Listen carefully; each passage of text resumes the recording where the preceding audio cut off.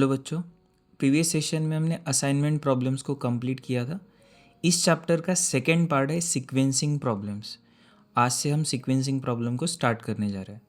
चलिए first of all हम ये समझ लेते हैं कि सीक्वेंसिंग प्रॉब्लम एग्जैक्टली क्या होता है और उसके बाद हम उसके प्रैक्टिकल प्रॉब्लम्स पर शिफ्ट हो जाते हैं। देखिए बहुत ही इंटरेस्टिंग पार्ट है और एग्ज़ाम पॉइंट ऑफ व्यू से इम्पॉर्टेंट भी है। नॉर्मली असाइनमेंट पर एक क्वेश्चन और सीक्वेंसिंग प्रॉब्लम पर एक क्वेश्चन एग्जाम में पूछा जाता है। तो चलिए देखते हैं कि सीक्वेंसिंग प्रॉब्लम्स क्या है। लेट अस से आपके पास एक प्रिंटिंग शॉप है और आप क्या करते हो, इस प्रिंटिंग शॉप में कस्टमर आपके पास आता है, उसकी जो भी ऑर्डर है, उसकी जो भी रिक्वायरमेंट है, अकॉर्डिंगली आप प्रिंटिंग करा के उसे प्रोवाइड कर देते हैं। लेट अस से आपके पास दो ही मशीन से और ये दो मशीन से आप क्या करते हो, पूरा प्रिंटिंग का काम कंप्लीट करा लेते हैं। सो मान लेते हैं कि आपके पास एक प्रिंटिंग मशीन है और दूसरी आपके पास मशीन है बाइंडिंग मशीन। अब जो भी कस्टमर आपके पास आएगा, फर्स्ट ऑफ ऑल आप क्या करोगे, उस बुक्स का प्रिंट करोगे और प्रिंटिंग का काम खत्म होने के बाद बाइंडिंग करोगे। फॉर एग्ज़ाम्पल आपको ऑर्डर मिली है 5 बुक्स की, first A book, B book, C, D and E. अब ये 5 बुक्स के लिए प्रिंटिंग का टाइम और बाइंडिंग का टाइम जो भी लगेगा वो अलग अलग रहेगा। सबका टाइम सेम रहेगा ज़रूरी नहीं, हर एक बुक की साइज़ अलग होती है, पेजेस अलग होते हैं, तो ऑब्वियसली प्रिंटिंग टाइम और बाइंडिंग टाइम दोनों का हर एक मशीन के लिए, हर एक जॉब का अलग अलग रहने वाला है। मोस्ट ऑफ द केस में हमें क्या लगता है कि जिस सीक्वेंस में हमें ऑर्डर मिली है उसी सीक्वेंस में हमने कंप्लीट करना चाहिए। ठीक है, कुछ इंडस्ट्रीज ऐसे होते हैं कि जहाँ पे फर्स्ट कम फर्स्ट सर्व इस रूल को फॉलो किया जाता है, पर ये रूल हर एक इंडस्ट्री में फॉलो किया जाएगा ज़रूरी नहीं। कुछ इंडस्ट्रीज़ में ऐसा होता है कि सारे ऑर्डर्स को एक साथ प्रोसेस किया जाता है। कुछ इंडस्ट्रीज़ ऐसे होते हैं कि जिसमें ऑर्डर्स लिए जाते हैं वन बाय वन, और एक बार सभी ऑर्डर्स आपके पास आ गए, एक टाइम आप डिसाइड करते हो और उस टाइम पर आप जॉब्स को कंप्लीट करना शुरू कर देते हो। ऐसे केसेस में आपको सीक्वेंस डिसाइड करनी होती कि कौन सा जॉब हम पहले परफॉर्म करें और कौन सा जॉब हम बाद में परफॉर्म करें। अब एक छोटा सा एग्जांपल आप ले सकते हो। मान लीजिए कि आप किसी शॉप में जाते हो और आपका जो काम है उसे कंप्लीट करने के लिए लेटेस्ट से 30 मिनट्स का टाइम लगने वाला है। तो शॉपकीपर ने आपसे कहा कि भाई साहब आपको 30 मिनट्स के लिए रुकना पड़ेगा। एट दैट मोमेंट जैसे आपने शॉपकीपर से बात की, उसके बाद ही एक और कस्टमर वहाँ पर आ गया और उसका काम सिर्फ 1 मिनट का है। तो ऑब्वियसली क्या होगा, वो जो शॉपकीपर है 1 मिनट का ही काम है ना उसका, तो उसे सर्विस देकर इमीडिएटली उसे फ्री करा देगा, उसके बाद हमारा काम करेगा। ठीक है, क्योंकि हमारे काम को टाइम ज़्यादा लगने वाला है। सो कुछ इंडस्ट्रीज ऐसे होते हैं कि जहाँ पे फर्स्ट कम फर्स्ट सर्व ये रूल को फॉलो नहीं किया जाता। कस्टमर की जो ऑर्डर आती है उन ऑर्डर्स का टाइम स्टडी किया जाएगा और उसकी एक डिफरेंट सीक्वेंस डिसाइड की जाती है और एक पर्टिकुलर सीक्वेंस में उन जॉब्स को कंप्लीट किया जाता है। तो हम यहाँ पर इस पार्ट में है ये देखेंगे कि सीक्वेंसिंग को कैसे डिसाइड किया जाता है, क्योंकि सीक्वेंसिंग प्रॉब्लम का सबसे मेन पर्पस है जो टोटल वर्किंग टाइम है उसे कम करना, आइडल टाइम है उसे कम करना। इसका मतलब ऑल जॉब्स मिनिमम टाइम्स में फिनिश हो जानी चाहिए, कम से कम टाइम में सभी जॉब्स का वर्क हो जाना चाहिए। और सेकेंड इसमें पर्पस होता है आइडल टाइम, मतलब खाली टाइम, ऐसा टाइम जिसमें मशीनरी और वर्कर खाली बैठे हैं, कुछ भी काम नहीं चल रहा है, उसे आइडल टाइम कहा जाता है। So all jobs must be completed with in a minimum time and there must be minimum idle time भी कम होना चाहिए। तो ये सीक्वेंसिंग प्रॉब्लम्स का पर्पस होता है। चलिए, तो एक ओवरऑल मैंने आपको आइडिया बता दी। अब हम ये देखते हैं कि एग्जैक्टली सीक्वेंसिंग को कैसे डिसाइड किया जाता है, उसके स्टेप्स क्या है। सो सीक्वेंसिंग प्रॉब्लम्स आपके सिलेबस में 2 मशीन्स के लिए भी है और 3 मशीन्स के लिए भी है। सो फर्स्ट 2 मशीन प्रॉब्लम्स को हम समझ लेते हैं। Steps to solve sequencing problems. चलिए, तो स्टेप 1 क्या है, find smallest time value of the table. आपको क्वेश्चन में जो टाइम दिया जाएगा उसमें से स्मॉलेस्ट वैल्यू को आइडेंटिफाई करना है। चलिए एग्जाम्पल में बता देता हूँ। अब जैसे कि ये एक सॉल्व्ड एग्जाम्पल है, पेज नंबर 121 से, पेज 121 का सॉल्व्ड एग्जाम्पल नंबर 1। पहले मैं आपको इसे एक्सप्लेन करवा देता हूँ। We have 5 jobs each of which has to go through the machines M1 and M2। यहाँ पर मिसप्रिंट हुई है, M1 M2 नहीं है, यहाँ पे A एंड B है। सो 5 जॉब्स है और ये 5 जॉब्स 2 मशीन्स पर वर्क होने वाले हैं। फर्स्ट A मशीन पर काम होगा, उसके बाद B मशीन पर चलेगा। इन द ऑर्डर, यहाँ पर भी A, B होना चाहिए, इन द ऑर्डर AB। इसका मतलब हर एक जॉब पहले मशीन A पर उसकी प्रोसेसिंग होगी और उसके बाद उसकी प्रोसेसिंग B पर की जाएगी। Processing time in hours given as, so job 1 2 3 4 5।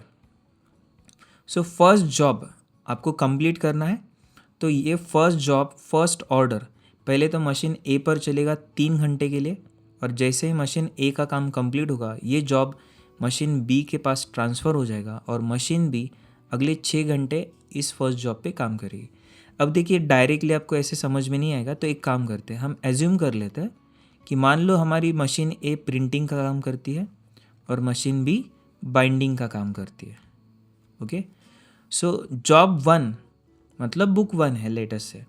So book 1 का प्रिंटिंग टाइम कितना है, 3 घंटे, और जैसे ही प्रिंटिंग का काम ख़त्म हो जाएगा सेकेंड मशीन पर जाएगा, वहाँ पर बाइंडिंग की जाएगी। सो टोटल टाइम जॉब 1 को कंप्लीट करने का कितना है, 9 आवर्स का है।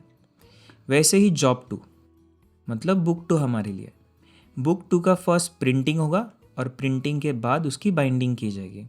सेम बुक 3 पहले प्रिंटिंग होगी 7 घंटे, उसके बाद बाइंडिंग किया जाएगा। Book 4 printing binding, book 5 printing and binding. ये क्वेश्चन प्रिंटिंग और बाइंडिंग का नहीं है, एग्जैक्टली हमें पता नहीं है कि मशीन A और मशीन B में क्या हो रहा है, लेकिन सिंप्लीफिकेशन के लिए मैं आपसे कह रहा हूँ कि एज्यूम कर लो मशीन A मतलब प्रिंटिंग और मशीन B मतलब binding. Determine a sequence of the jobs that will minimise total elapsed time T। तो हमें क्या करना है, total elapsed time T find out करना है। Idle time for machine A and idle time for machine B। चलिए total elapsed time का मतलब होता है ऑल जॉब्स 1 2 3 4 5, ऑल 5 जॉब्स को कंप्लीट करने के लिए जितना टाइम लगेगा उसे टोटल इलैप्स टाइम कहा जाता है। एंड आइडल टाइम मतलब खाली टाइम। तो ये हो गया हमारा क्वेश्चन। अब स्टेप नंबर 1 क्या थी, find smallest time value of the table. ये जो टेबल आप यहाँ पर देख रहे हैं इसमें स्मॉलेस्ट टाइम वैल्यू कितनी है वो आइडेंटिफाई करो। अब आप देखते हैं कि यहाँ पे स्मॉलेस्ट वैल्यू कितनी है, 1 है।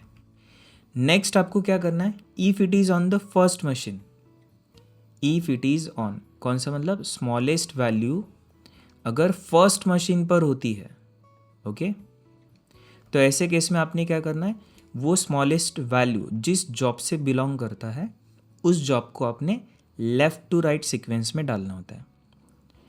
और अगर स्मॉलेस्ट वैल्यू सेकेंड मशीन पर है तो जिस जॉब से रिलेटेड वो स्मॉलेस्ट टाइम रहेगा उस जॉब को आपको right to end, right to left, इसका मतलब उसको आपको एंड में उस जॉब को पुटअप करना होता है।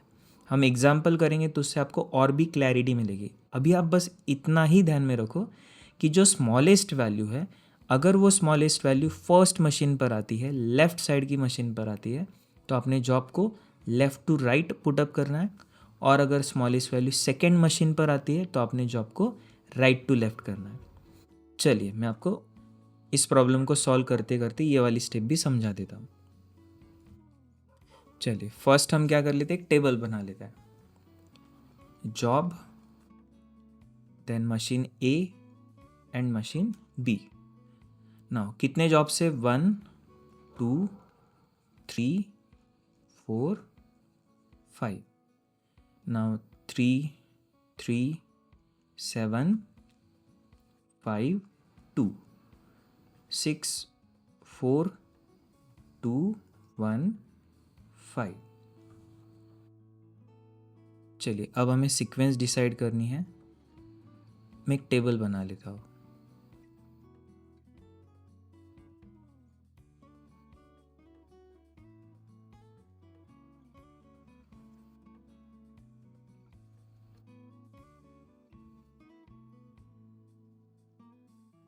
फाइव जॉब्स है, इसलिए मैंने 5 बॉक्सेस बना दिए।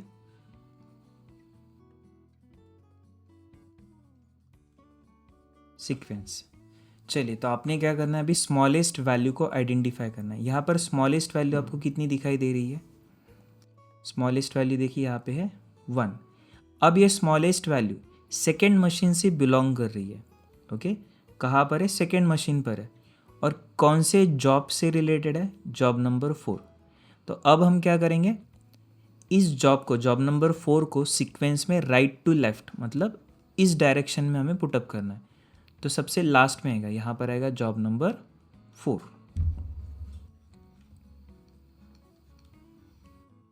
तो आपने क्या करना है, समझ गए? स्मॉलेस्ट वैल्यू को आइडेंटिफाई करना है, और अगर स्मॉलेस्ट वैल्यू राइट साइड की मशीन पर है, सेकेंड मशीन पर है, तो आपने जॉब को राइट टू लेफ्ट पुटअप करना है। और अगर ये स्मॉलेस्ट वैल्यू लेफ्ट मशीन पर आती है, इस मशीन पर आती है, फर्स्ट मशीन पर आती है, तो सीक्वेंस, उस जॉब को आप किस सीक्वेंस में डालोगे? आप डालोगे उसे लेफ्ट टू राइट में। चलिए अब एक काम करते हैं,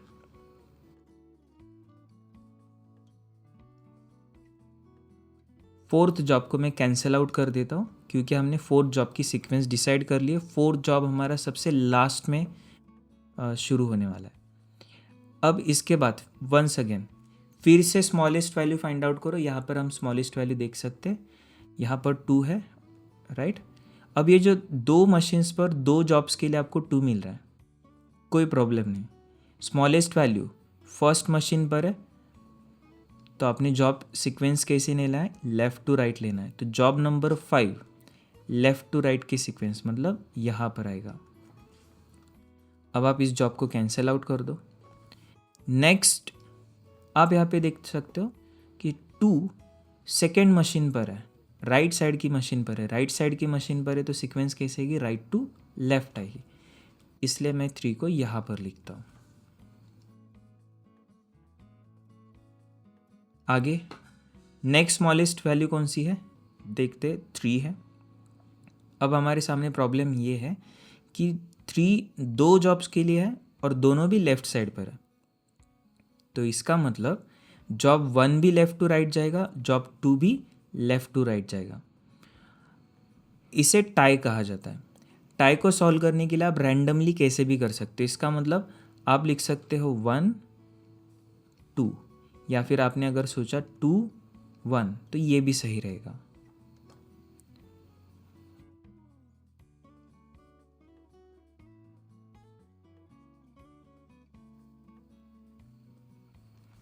चलिए, जिन भी जॉब्स को हमने सीक्वेंस में डाल दिया है उसे कैंसिल आउट कर देना। चलिए, तो हमने क्या कहा? स्टेप 1 हमने कही find smallest time value. Now ये जो स्मॉलेस्ट टाइम वैल्यू है, ये अगर फर्स्ट मशीन पर है तो जॉब को आपने लेफ़्ट टू राइट पुटअप करना है, and smallest value second machine पर है तो जॉब आपका कैसे रहेगा? राइट टू लेफ्ट रहेगा। स्टेप 3 हमसे कहती है repeat the above steps until all the jobs are given sequence. आपको ऊपर की जो स्टेप्स है, जो सीक्वेंस है, उसे रिपीट करना है जब तक सभी जॉब्स को सीक्वेंस प्रोवाइड नहीं हो जाती। स्टेप 4 हमारी होगी prepare time schedule to calculate total elapsed time and idle time. Okay, step number 4 में हमें एक टाइम शेड्यूल बनाना होता है। मैं अभी आपको 2 मिनट में सिखा दूंगा कैसे बनाते हैं। नाउ टाइम शेड्यूल से हमें क्या पता चलेगा? हमें मिलेगा टोटल इलैप्स टाइम। इसका मतलब ऑल जॉब्स को कंप्लीट करने के लिए जो टोटल टाइम रिक्वायरमेंट होती है वो हमें टाइम शेड्यूल से मिलेगी, जिसे कहा जाता है टोटल इलैप्स टाइम। इलैप्स का मतलब होता है finish. And idle time, idle time का मतलब है खाली टाइम। ऐसा टाइम जब मशीन पर कुछ भी काम नहीं चल रहा है, आपके ऑपरेटर वर्कर वो खाली बैठे हैं, उसे आइडल टाइम कहा जाता है ना। आइडल टाइम कैलकुलेट करने का एक फॉर्मूला है which is total elapsed time minus time work. बहुत ही सिंपल फॉर्मूला है। अगर आपका टोटल जॉब्स को कंप्लीट करने का टाइम मान लो 50 आवर्स का चला है। उसमें से फर्स्ट ऑपरेटर ने 40 आवर्स का काम किया।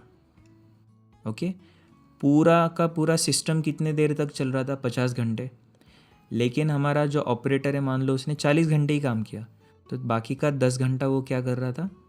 आइडल बैठा था। So idle time is equal to what? Total elapsed time minus total work time. Sequencing problem का स्टार्टिंग का पार्ट थोड़ा सा कंफ्यूजिंग लग सकता है, पर एक दो प्रॉब्लम हम जैसे कर लेते हैं ना, आपको पता चलेगा कि ये बहुत ही ईजी है, एग्जाम में बहुत अच्छे से स्कोर भी करके देता है। Note, in case of A tie assign jobs randomly. अगर टाई होता है तो जॉब्स को हमें रैंडमली असाइन करना होगा, जैसा कि हमने यहाँ पर देखा था। अब इस क्वेश्चन में हमारा टाइम शेड्यूल वाला पार्ट अभी भी बाकी है। उसके पहले मैं आपको एक और सीक्वेंसिंग सॉल्व करके दिखाता हूँ, ताकि आपको सीक्वेंसिंग के पार्ट में कोई कन्फ्यूजन ना रहे कि सीक्वेंसिंग करनी कैसी होती है।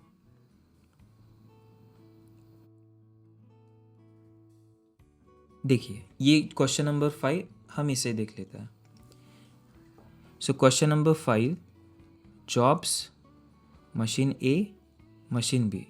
तो अब आपके पास कितने जॉब्स है? 7 जॉब्स है। 1 2 3 4 5 6 7 जॉब्स। अभी आपने कुछ भी कॉपी नहीं करना है, आपने बस सीक्वेंसिंग को अंडरस्टैंड कर लेना है, क्योंकि अभी भी हमारा टाइम शेड्यूल का पार्ट बाकी है। अभी हम सिर्फ सीक्वेंस कैसे निकालनी है वही सीख रहे हैं। इस क्वेश्चन को आप बाद में कॉपी कर लोगे। सो ए टाइम दिया आपको 7 16 19 10 14 15 5। यहाँ पर 12 14 14 10 16 5 7। चलिए सीक्वेंस डिसाइड करनी हमें।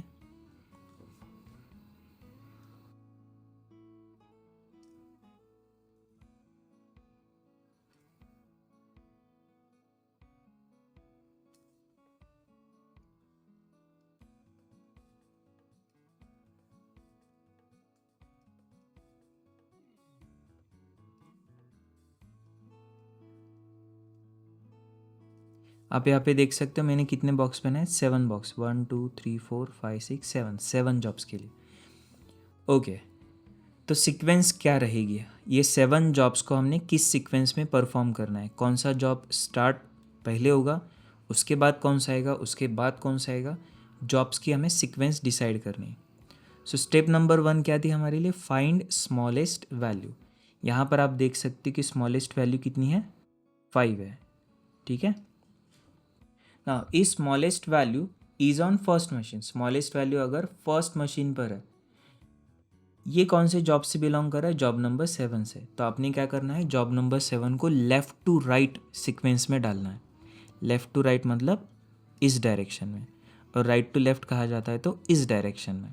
सो left to right job number 7, और इसकी सीक्वेंस हमने दे दी है, इसलिए इसे क्रॉस आउट करते हैं। नेक्स्ट यहाँ पर 5 था। अब ये 5 सेकेंड मशीन पर है, कौन से जॉब से बिलोंग कर रहा है? 6 जॉब से। इसलिए आपने 6th जॉब को राइट टू लेफ्ट सीक्वेंस में डालना है। देखिए बहुत इजी है। स्मॉलेस्ट वैल्यू सेकेंड मशीन पर आती है, राइट मशीन पर आती है, तो सीक्वेंस राइट टू लेफ्ट बनेगी। स्मॉलेस्ट वैल्यू लेफ्ट मशीन पर आती है, फर्स्ट मशीन पर आती है, तो आपकी सीक्वेंस लेफ्ट टू राइट चलेगी।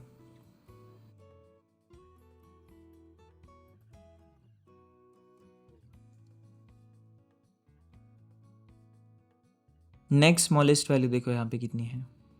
नेक्स्ट स्मॉलेस्ट इसमें है 7। अब 7 लेफ्ट साइड की मशीन पर है, कौन से जॉब से बिलोंग कर रहा है? फर्स्ट जॉब से। इसलिए आपने क्या करना है? इसको लेफ़्ट टू राइट पुटअप करना है। अगेन लेफ़्ट टू राइट क्यों? क्योंकि 7 लेफ्ट मशीन पर है, तो जॉब 1 लेफ़्ट टू राइट जाएगा यहाँ पर। अब इसे भी कैंसिल आउट कर लेते हैं। ये जॉब हमारा सीक्वेंस में बैठ गया। नेक्स्ट स्मॉलेस्ट वैल्यू कितनी है? 10। अब देखिए 10 लेफ़्ट साइड भी है और राइट साइड भी है। अब आपके पास यहाँ पर ऑप्शन है, क्योंकि ये कौन सी सिचुएशन आ गई, टाई वाली सिचुएशन आ गई। ऐसे केस में आपके पास ऑप्शन क्या हो सकता है, आप जॉब नंबर 4 को लेफ़्ट टू राइट भी कंसिडर कर सकते हो, राइट टू लेफ़्ट भी कंसिडर कर सकते हो। मान लीजिए कि हमने इसको लेफ़्ट टू राइट कंसिडर किया, तो फोर्थ जॉब कहाँ पर आएगा, यहाँ पर आएगा। लेकिन अगर आप इसे राइट टू लेफ़्ट अज्यूम करते हो तो मैं कहाँ पर पुटअप करूँगा, इसे यहाँ पर। चॉइस आपके पास अवेलेबल है, आप दोनों में से किसी भी तरीके से करोगे तो फाइनल आंसर सेम होता है, उसमें कोई चेंज नहीं आता है। टाइम शेड्यूल में कुछ माइनर चेंजेस होंगे, लेकिन आपका total elapse time, idle time, ये किसी भी सीक्वेंस में सिमिलर ही रहेगा। चलिए, तो एक काम करते हैं, हम इसे यहाँ पर रख देते हैं और मैं इसे क्रॉस आउट कर लेता हूँ। नेक्स्ट स्मॉलेस्ट वैल्यू अगर आप देखोगे तो 14 है। अब देखिए, फिफ्थ जॉब के लिए 14 लेफ्ट साइड की मशीन पर है, तो अब ये वाला जो जॉब है यहाँ पे कोई कन्फ्यूजन नहीं है, इस जॉब को हमें लेफ़्ट टू राइट ही पुटअप करना है, इसलिए हम इसे यहाँ पर ले लेते हैं। इस जॉब को मैं क्रॉस आउट कर देता हूँ और अब हमारे पास दो ही जॉब्स बचे और दोनों के लिए स्मॉलेस्ट वैल्यू सेकेंड मशीन पर है, राइट साइड की मशीन पर है। तो ये दोनों भी jobs, job number 2 and job number 3, right to left sequence में चले जाएंगे। ओके, अब क्वेश्चन ये रहेगा कि राइट टू लेफ़्ट पहले हमने 2 को पुटअप करना है या 3 को करना है। चॉइस आपके पास है, आप डिसाइड करो। अगर आप लिखते हो 2 3 करेक्ट है, या फिर अगर आपने यहाँ पे 3 लिखा और यहाँ पर 2 लिखा, वो भी करेक्ट है। दोनों में से आप कुछ भी लिखो, दोनों के लिए आपको एग्ज़ाम में मार्क्स मिल जाएंगे, क्योंकि फाइनल आंसर चेंज नहीं होता है, सेम रहता है।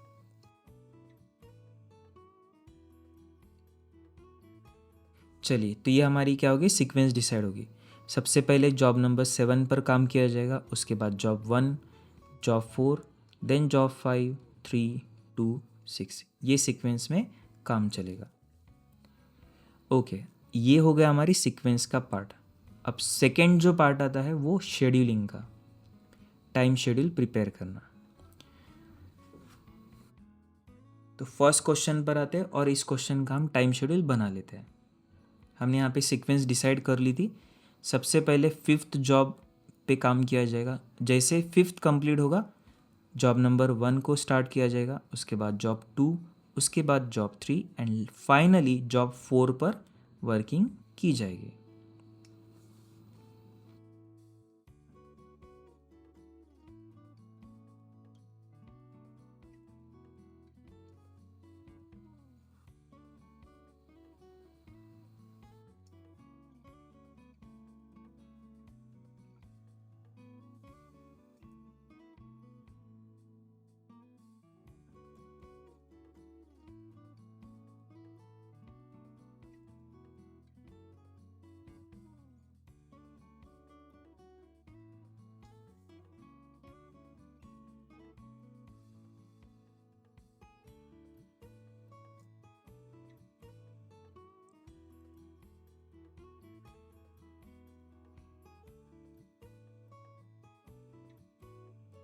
Time schedule, job, machine A, machine B, यहाँ पर आएगा स्टार्ट, फिनिश,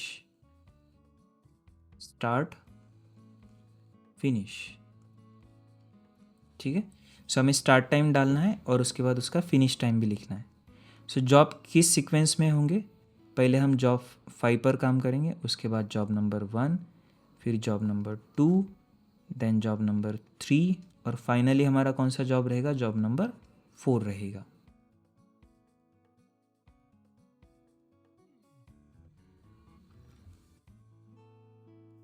चलिए, जॉब नंबर 5। अब हर एक ऑर्गेनाइजेशन का, हर एक बिजनेस का एक स्टार्टिंग टाइम होता है। हर एक बिजनेसमैन कभी कभी 9 बजे, कोई 9 बजे स्टार्ट कर सकता है, कोई 10 बजे कर सकता है, कोई 12 बजे कर सकता है। हर एक बिजनेस का अपना अपना बिजनेस स्टार्ट टाइम होता है।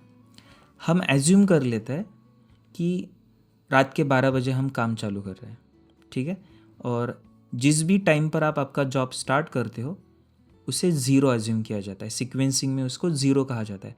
सो आपका स्टार्टिंग टाइम सुबह के 8 बजे है, ठीक है, आपको पता है 8 बजे का टाइम, पर यहाँ पे लिखना क्या होता है, ज़ीरो। रात के 12 बजे भी है तब भी ज़ीरो। तो आपका जो भी बिजनेस स्टार्ट टाइम होगा, आपकी प्रोसेस जब भी स्टार्ट होगी, उसे ज़ीरो एज्यूम किया जाता है।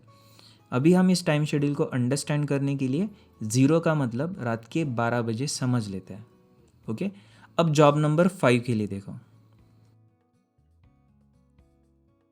देखो जॉब नंबर 5, मशीन ए कितना घंटा काम करेगी, 2 घंटे काम करेगी।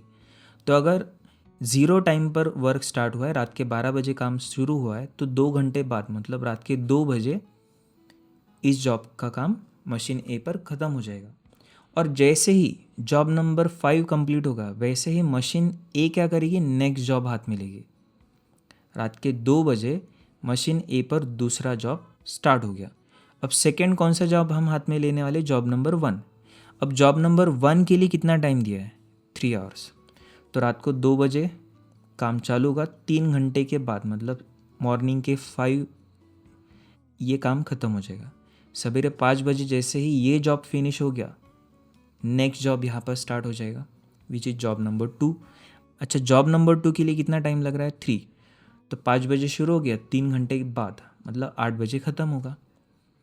देन यहाँ पर नेक्स्ट जॉब 8 मॉर्निंग 8 को स्टार्ट होगा। जॉब 3 के लिए कितना टाइम लग रहा है, 7 घंटे। 8 + 7 कितना होता है, 15। इसका मतलब दोपहर के 3 बज गए। अब जैसे ही ये जॉब ख़त्म हुआ, वैसे ही अगला जॉब स्टार्ट हो जाएगा 15th आवर पर। And job number 4 15th our के लिए यहाँ पे कितना टाइम दिया है हमें, जॉब नंबर 4 के लिए मशीनें कितना टाइम लेगी, 5 आवर्स का लेगी। तो 15 + 5 कितना हो गया, 20। सो मशीन ए ज़ीरो टाइम पर मतलब कि हमारे एग्जाम्पल के हिसाब से रात को 12 बजे स्टार्ट होगी और कंटिन्यूसली 20 आवर्स चलेगी। ऑल जॉब्स को मशीन ए कंप्लीट करेगी। अब देखिए, हमारे प्रोसेस के लिए ए और बी दोनों ज़रूरी है। अगर हमारा ए मतलब प्रिंटिंग है और बी मतलब बाइंडिंग है, दोनों भी वर्क पूरे होने चाहिए। पहले प्रिंटिंग होगा, उसके बाद बाइंडिंग होगी। तो जैसे ही ए मशीन पर काम ख़त्म हुआ, ये जॉब कहाँ पर जाएगा, मशीन बी के पास चला जाएगा। अब ए ने काम शुरू किया था 12 बजे, 2 बजे ख़त्म हो गया। और जैसे ही मशीन ए का काम कंप्लीट होता है, वैसे ही मशीन बी क्या करेगी, इस काम पर वर्क करना स्टार्ट कर देगी। तो देखिए, मशीन बी रात के 2 बजे काम शुरू हुआ। अब मशीन बी जॉब नंबर 5 के लिए कितना टाइम ले रही है, मशीन बी यहाँ पे देखो 5 आवर्स। सो रात के 2 बजे शुरू हुआ, 5 घंटे लगे, मतलब सवेरे 7 बजे ये काम ख़त्म हो गया। जैसे ही ये जॉब कंप्लीट होता है, मशीन भी नेक्स्ट जॉब अपने हाथ में ले सकती है मॉर्निंग 7 को। अब देखिए, अगला जॉब कौन सा है, जॉब नंबर 1 है। जॉब नंबर 1 के लिए मशीन बी पे कितना टाइम लग रहा है, 6 घंटे। तो 7 + 6 कितना हो गया, 13। नाउ 13th आवर पर नेक्स्ट जॉब स्टार्ट होगा। नेक्स्ट जॉब हमारा कौन सा था, जॉब नंबर 2 था।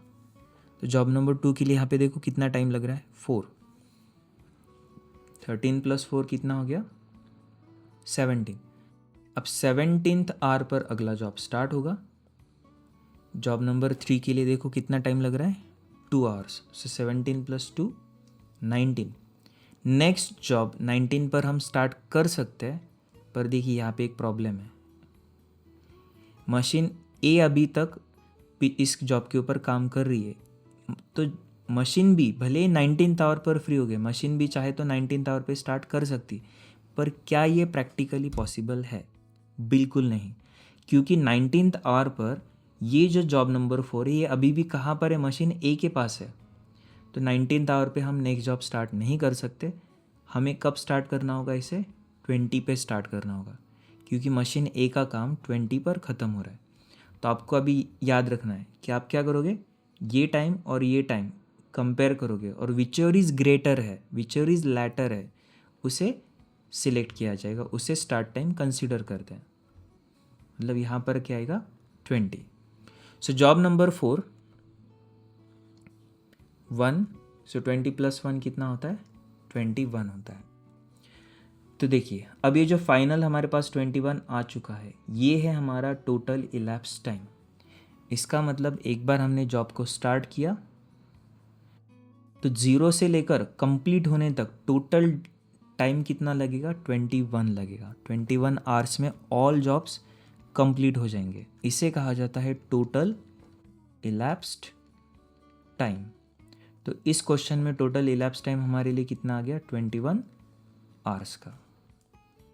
नेक्स्ट हमें कैलकुलेट करना है आइडल टाइम। अच्छा, आइडल टाइम कैलकुलेट करने के लिए एक काम करते, पहले हम ये देख लेते कि आवर्स वर्कड कितना है ए मशीन का और उसके बाद बी मशीन के लिए। देखिए आवर्स वर्क बहुत इजी है कैलकुलेट करना। यहाँ पर आपके पास वैल्यूज अवेलेबल है। देखिए मशीन ए फर्स्ट जॉब पर 3 आवर्स, सेकेंड जॉब के लिए 3 घंटे काम किया, थर्ड जॉब के लिए 7 घंटे, फोर्थ जॉब के लिए 5 आवर्स एंड फिफ्थ जॉब के लिए 2 आवर्स। तो टोटल मशीन ए कितने घंटे काम कर रही थी, 3 + 3 6, 6 + 7 13 + 5 18 + 2 20 आवर्स। और मशीन बी की अगर मैं बात करूँ तो 6 + 4 10, 10 + 4 सॉरी 10 + 2 12 + 1 13 + 5 18। ठीक है, ये सबकी एडिशन 18 आवर्स। ये आवर्स वर्कड आ गया फर्स्ट मशीन के लिए, मतलब मशीन ए। फर्स्ट मशीन के लिए टोटल आवर्स वर्क कैलकुलेट करना इजी है, आप डायरेक्टली ये वैल्यू भी उठा सकते हो फर्स्ट मशीन के लिए।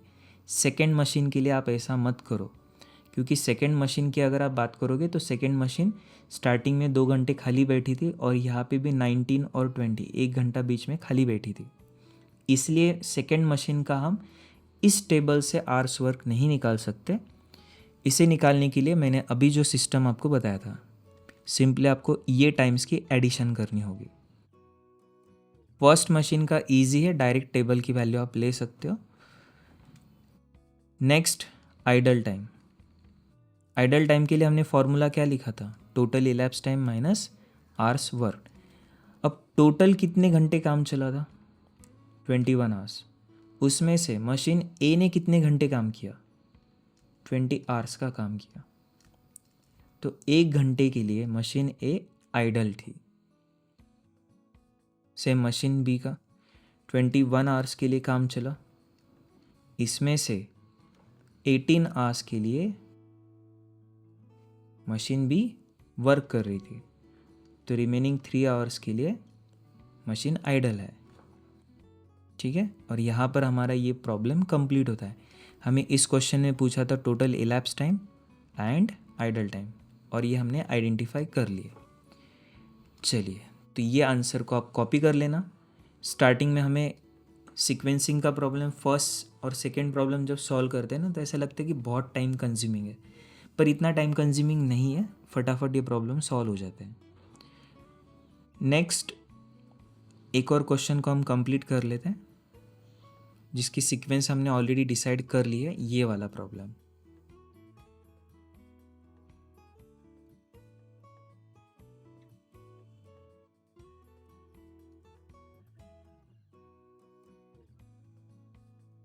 Seven jobs.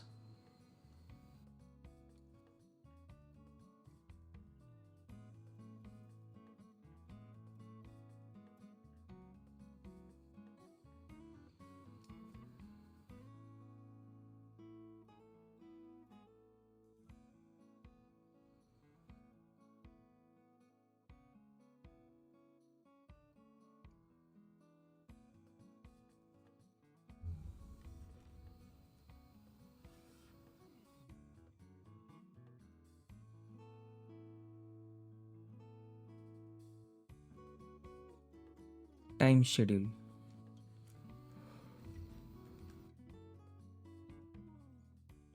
Job machine A machine B, start finish, start finish. Okay, sequence क्या डिसाइड हुई थी यहाँ पे देखते हैं। सेवन्थ जॉब पहले होगा, नेक्स्ट उसके बाद फर्स्ट ऑर्डर को कंप्लीट किया जाएगा, then fourth, fifth, third, second and सबसे लास्ट में सिक्स्थ जॉब होगा। ओके, सेम जैसे इसके पहले के लॉजिक से हमने सॉल्व किया था वैसे ही यहाँ पर टाइम शेड्यूल हमें प्रिपेयर करना है। सो फर्स्ट 7th जॉब पे काम शुरू होगा, जब भी स्टार्ट होगा हम उसको 0 एज्यूम कर लेंगे। ओके, सो मशीन ए देखते हैं, अभी पूरा फोकस मशीन ए पर रखना है। 7th जॉब के लिए मशीन ए कितना काम करेगी, 5 घंटे काम करेगी। सो 0 + 5, 0 पे स्टार्ट होगा तो 5 पे फिनिश होगा। जैसे ही ये जॉब कंप्लीट हो गया वैसे ही नेक्स्ट जॉब स्टार्ट होगा। फर्स्ट जॉब के लिए कितना ले रही है, 7 आवर्स। सो 5 + 7 12। जैसे ही ये जॉब कंप्लीट होगा वैसे ही नेक्स्ट जॉब स्टार्ट हो जाएगा। 12th आवर पे नेक्स्ट जॉब स्टार्ट हो गया। जॉब नंबर 4 10 आवर्स ले रहा है। सो 12 + 10 22। अगला काम 22 पर स्टार्ट होगा। जॉब नंबर 5 हम यहाँ पे देख सकते हैं 14। 22 + 14 कितना होता है, 36। नेक्स्ट जॉब 36 पर स्टार्ट होगा। जॉब नंबर 3 19 आवर्स, 36 + 19 होता है 55।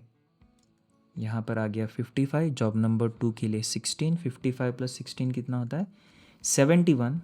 यहाँ पर आएगा 71। जॉब नंबर 6 के लिए 15, 71 + 15 आ गया 86। चलिए, ये हो गया हमारा मशीन ए से रिलेटेड। अब मशीन बी का हम देखते हैं। जैसे ही मशीन ए का काम फिनिश होगा मशीन बी का स्टार्ट हो जाएगा। सो 7th जॉब 5th आवर पे कंप्लीट हुआ था। 5th आवर पे मशीन बी अपना काम चालू कर देगी। सो 5 पर स्टार्ट होगा। अब मशीन बी पर फोकस करता है। Okay, job number 7 machine B कितना ले रहे हैं, 7 आवर्स। ठीक है, जॉब नंबर 7 के लिए मशीन बी पे कितना टाइम लग रहा है, 7 आवर्स का। सो 5th आवर पे स्टार्ट होगा। 5 + 7 कितना होता है, 12। 12 पे फिनिश। जैसे ही ये जॉब कंप्लीट हो गया मशीन बी नेक्स्ट जॉब को हाथ में ले सकती है 12 बजे 12th आवर पे। अब 12th आवर जॉब 1 के लिए मशीन बी कितना टाइम ले रही है, 12। सो 12 + 12 24। मशीन भी नेक्स्ट काम 24 पर स्टार्ट करेगी। देखिए आपने क्या करना है, ये 24 और ये 22 विचर इज़ ग्रेटर, दोनों में से ग्रेटर लेना है। तो यहाँ पर हम ले लेते हैं 24, क्योंकि 24 पे पिछला वर्क कंप्लीट हो गया। जैसे कंप्लीट हुआ नया जॉब स्टार्ट होगा। जॉब नंबर 4 10, 24 + 10 कितना होता है, 34। नाउ 34 एंड 36 विचर इज़ ग्रेटर, 36। तो यहाँ पर हम लिख देंगे 36। 36 क्यों लिखना है, क्योंकि मशीन भी 34th आवर पे फ्री हो गई। मशीन भी 34th आवर पे नेक्स्ट जॉब को स्टार्ट कर सकती है, पर प्रॉब्लम ये है कि नेक्स्ट जॉब अभी भी मशीन ए के पास है। तो मशीन ए इस जॉब को मशीन बी के पास कब सेंड करेगी, 36th आवर पे। सो मशीन बी का ऑप्शन नहीं है, 2 घंटे मशीन बी खाली बैठेगी। 36th आवर पे जैसे ही अगला जॉब आ गया काम शुरू हो जाएगा। सो जॉब नंबर 5 के लिए आप देख सकते हो 16, 36 + 16 कितना होता है, 52। चलिए 52 एंड 55 विचर इज़ ग्रेटर, 55। जॉब नंबर 3 55 + 14 हो गया 69। नाउ 69 एंड 71 विचर इज़ ग्रेटर, 71। जॉब नंबर 2 के लिए आप देख सकते हो 14, 71 + 14 होता है 85। 85 एंड 86 विचर इज़ ग्रेटर, 86। जॉब नंबर 6 के लिए आप देख सकते हो 5, 86 + 5 होता है 91। ओके, सो ये 0 पर काम चालू हो गया, 91 पर फिनिश हो गया। So total elapsed time all jobs को कंप्लीट करने का जो टाइम है वो है 91। अब इस क्वेश्चन को अगर हम देखें तो आवर्स, मिनट्स ऐसा कुछ कहीं पे कहा नहीं है इसमें, तो हमें नहीं पता है कि 91 आवर्स है, 91 मिनट्स है, या फिर 91 डेज भी हो सकते हैं। इसको ऐसा ही छोड़ देते हैं। देन टाइम वर्कड, कितना टाइम काम किया गया। फर्स्ट मशीन के लिए तो आप डायरेक्टली ये वैल्यू उठा सकते हो 86। ऐसा क्यों, क्योंकि फर्स्ट मशीन ने कहीं पर भी कोई ब्रेक नहीं लिया है, सो 0 पे स्टार्ट हो गया और डायरेक्टली 86 पे फिनिश हुआ, कंटिन्यूसली काम कर रहा है। सो फर्स्ट मशीन के लिए डायरेक्टली ये वैल्यू पुटअप उठाना भी सही रहेगा। अल्टरनेटिवली आप क्या कर सकते हो, यहाँ पर आपने एडिशन करना, 7 + 16 25 + 19 44 + 10 54 + 14 68 + 15 83। एक मिनट, मुझसे कोई गलती होगी काउंटिंग में। 7 + 16 कितना होता है, 23 होता है। 23 + 19 किया तो 42, 42 + 10 52, 52 + 14 66 + 15 81 + 5 किया तो 86। बी के लिए 12 + 14 26 + 14 40 + 10 50 + 16 66 + 5 71 + 7 78। एक बार मैं फिर से क्रॉस चेक कर लेता हूँ। 26 40 50 66 66 + 12 70। यस, करेक्ट है।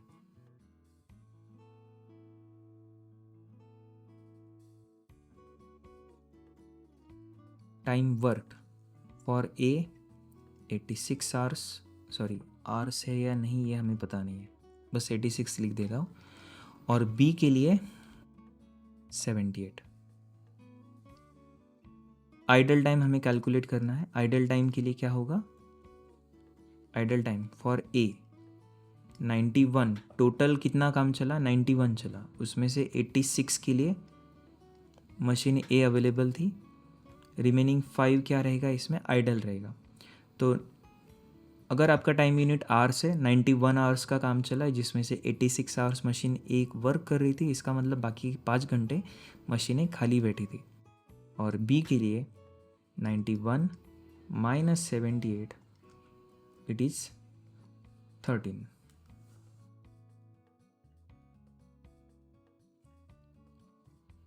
ओके, जब आपके पास टाइम यूनिट्स पता नहीं है तो आप सिंपली इसको यूनिट्स ही लिख देना, आवर्स डेज मिनट्स कुछ भी हो सकता है।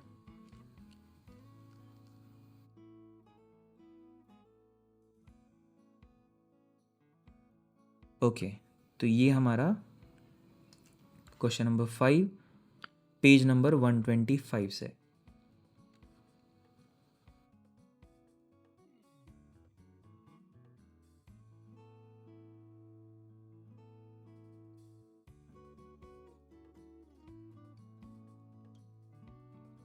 चलिए, एक क्वेश्चन मैं आपको होमवर्क के लिए दे देता हूँ। इजी क्वेश्चन है, सेम पेज 125 से आप क्वेश्चन नंबर 4 को सॉल्व कर लेना। ओके, चलिए, तो नेक्स्ट क्वेश्चन में आपको क्वेश्चन नंबर 4 का मैं आपको आंसर भी दिखा दूंगा रेफरेंस के लिए, मतलब सही किया गलत किया वो आपको पता चल जाएगा। तो फर्स्ट सेशन था सीक्वेंसिंग का, थोड़ा सा लंबा सेशन है, पर अब आपको सीक्वेंसिंग प्रॉब्लम में कोई दिक्कत नहीं आएगी। अब 100% आपको क्लैरिटी हो जाएगी। इसके बाद हमें बस प्रैक्टिस करनी है, मल्टीपल प्रॉब्लम को सॉल्व करना है। तो ठीक है, कोई भी क्वेश्चन होगा कमेंट बॉक्स में मुझे बताइएगा आपके क्या क्वेश्चन है, मैं आपको कमेंट के आंसर दे दूंगा। जल्द ही मिलते हैं, थैंक यू।